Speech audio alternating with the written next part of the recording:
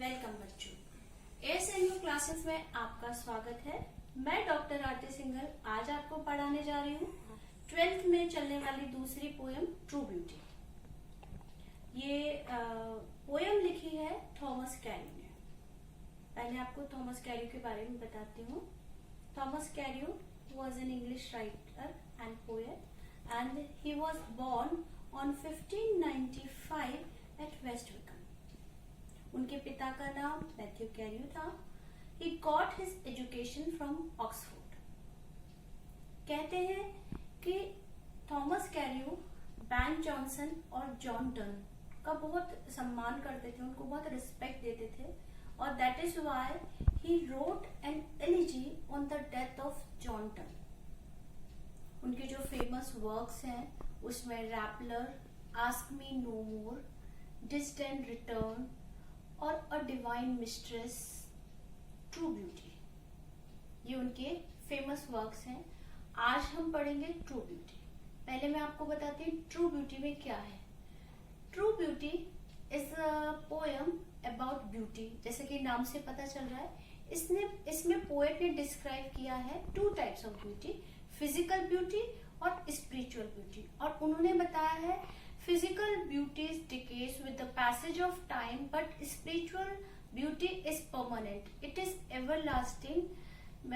So the man should love a woman who have the qualities of spiritual beauty, not of physical beauty. चलिए poem start करते हैं। देखिए पहला stanza. चलिए शुरुआत करते हैं। पोएम है ट्रू ब्यूटी। इसका फर्स्ट स्टैंजा देखिए। He that loves a rosy cheek or a coral lip admires or from star like eyes doth seek fuel to maintain his Fyers.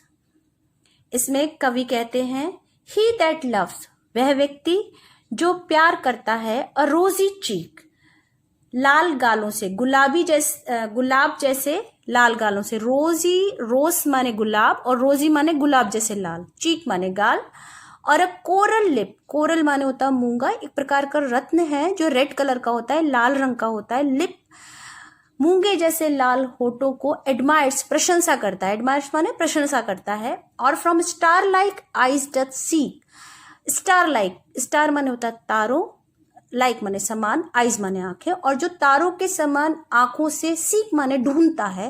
Fuel to maintain his fires, अपने प्यार की, अपने प्रेम की अग्नि को maintain करने के लिए, अपने प्रेम की अग्नि को बनाए रखने के लिए, जो इन सारी सुंदरताओं में अपना प्यार ढूंढता है। क्या होगा? As old time makes these decay, जब समय गुजरेगा और ये सुंदरताएं खत्म हो जाएंगी, यानी बुढ़ापा आ जाएगा और तो ये सारी सुंदरताएं खत्म हो जाएंगी। So his flames must waste away, तो उसकी ये जो प्यार है ये भी समय के साथ साथ खत्म हो जाएगा, यानी ये जो प्यार है ये एवरलास्टिंग नहीं रहेगा। अब इसमें कवि ये कहना चाहते हैं कि जैसे कि हमें पता है कवि ने दो तरह की ब्यूटीज बताई हैं, फिजिकल ब्यूटी और स्पिरिचुअल ब्यूटी। फिजिकल, शारीरिक सुंदरता, फिजिकल ब्यूटी समय के साथ साथ नष्ट हो जाती है, और स्पिरिचुअल ब्यूटी, जो इनर ब्यूटी, आत्मिक सुंदरता है, वो बनी रहती है, वो एवरलास्टिंग होती है, परमानेंट होती है। तो यहाँ कवि ये कहना चाहता है कि कोई भी व्यक्ति उस स्त्री से प्यार करता है जिसके गुलाबी गाल हैं, जिसके कोरल मूंगे जैसे लिप्स हैं, होंठ हैं, जिसकी तारों के समान खूबसूरत आंखें हैं। तो क्या होगा जब वो स्त्री बुढ़ापे की तरफ बढ़ेगी, या उसका बुढ़ापा आ जाएगा और उसकी सुंदरता नष्ट हो जाएगी, तो उसका प्यार भी खत्म हो जाएगा।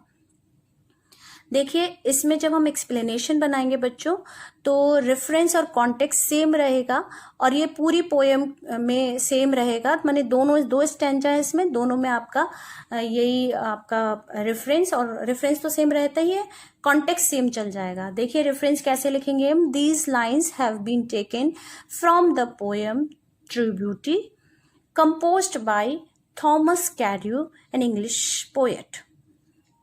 इसके बाद जब आप कॉन्टेक्स्ट बनाएंगी तो आप लिखेंगी इसमें कि in this poem poet describes two types of beauty, physical beauty and spiritual beauty, and poet prefers spiritual beauty as it is permanent।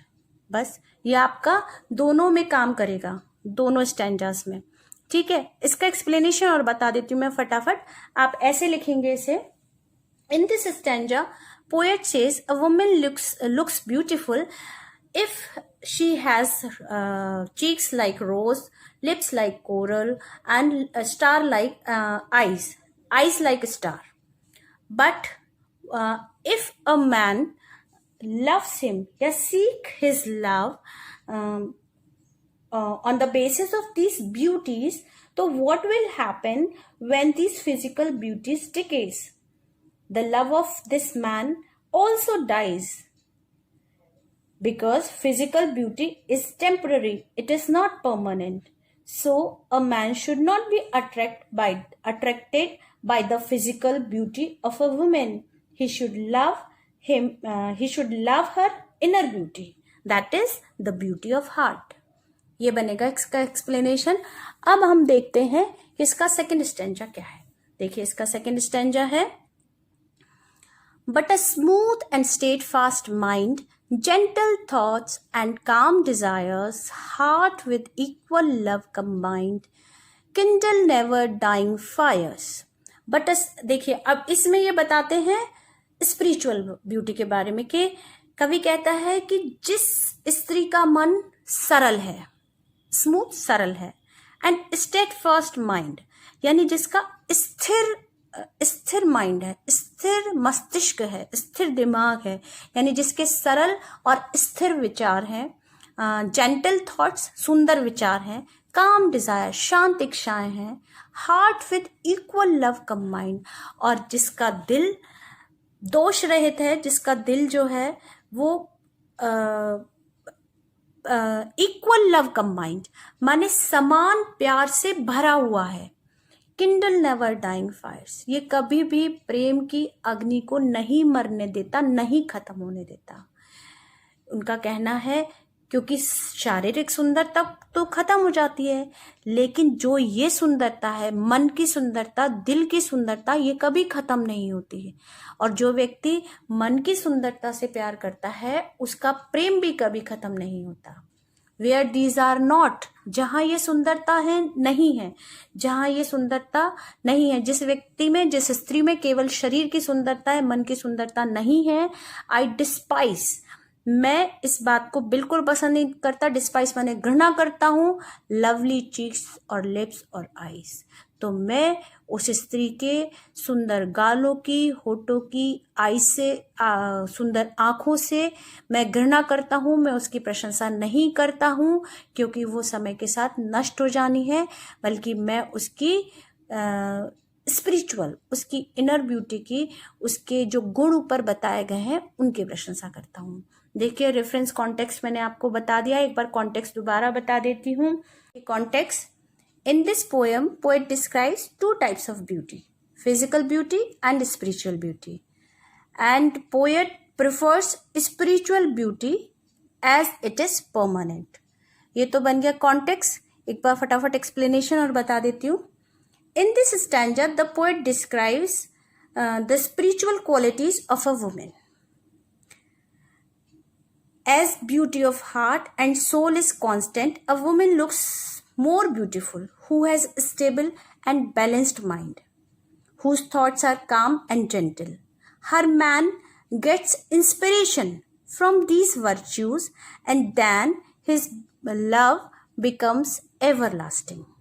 Thus poet appreciates the beauty of mind and soul because the beauty of good thoughts can never die। बच्चों ये तो हो गया आपका explanation. अब ये poem आपकी खत्म हुई। आपको ये पोएम अच्छी लगी होगी, बहुत ही अच्छी पोएम है। आपको पसंद आए लाइक कीजिएगा, अपने फ्रेंड्स के साथ शेयर कीजिएगा, उन्हें भी तैयारी करने में, बोर्ड की तैयारी करने में आसानी होगी। और मेरे और वीडियोस आपको मिलते रहे इसलिए चैनल को सब्सक्राइब कीजिएगा। और आपको कोई भी प्रॉब्लम हो तो आप कमेंट बॉक्स में जाकर लिख सकते हैं, मेरे से पूछ सकते हैं, मैं सभी का जवाब दूंगी। Thank you so much, have a nice day.